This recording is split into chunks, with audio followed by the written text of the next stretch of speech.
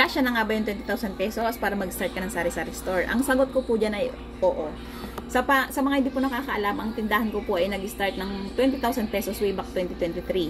Sa panahon ngayon, yung 20,000 pesos, maliit na lang yan, di ba? So, sobrang mahal ng mga bilihin, sa pamasahe, malang pamasahe, malit na lang yung 20,000 pesos kung tutuusin. Pero nasa sa inyo po yan kung paano nyo po siya i-stretch para mabuo nyo po or makumpleto nyo yung mga basic na dapat meron sa isang tindahan. So bibigyan ko kayo ng sample at pwede nyo rin po siyang gayahin kung gusto nyo. Kung ayaw nyo, edi wag nyo.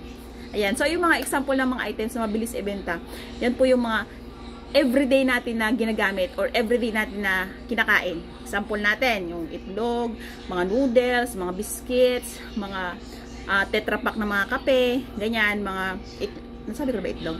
Ayan, ano pa? Mga soft drinks, sigarilyo, alak, yun yung mga mabilis or madaling ibenta sa isang tindahan. But may alak pa, may sigarilyo, mahal ang mapunan yan. Opo, tama ka kayo. Pero pwede po tayong bumili ng kontihan muna, saka na tayo bumili ng maramihan kapag meron tayong malaking puhunan. Sample ko lang ha, sa soft drinks natin, pwede tayong bumili ng isang case lang muna, 2 case. Sa mga sigarilyo naman natin, pwede naman tayong bumili ng tigda 2 kahalang per item or per brand.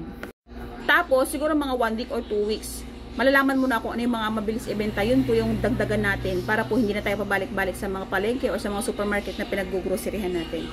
Tapos po, ito pa yung isang tip ko ha. Madalas po narinig natin sa mga nagko-content online tungkol sa tindahan na nagsisave sila ng pera gamit ang tubo ng tindahan.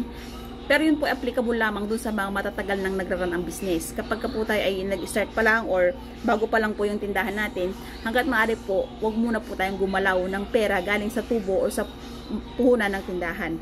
Para po patuloy po yung pasok ng or patuloy pong nagro-rolling yung pera. Katulad po niyan yung 20,000 pesos ko po na in-start ko ng 2023, sa awa po ng Diyos ngayon ay medyo malaki na siya. Kasi ang ginawa ko, hindi muna ako nagtabi. Saka na ako nagtabi nung sa tingin ko ay okay na yung tindahan ko.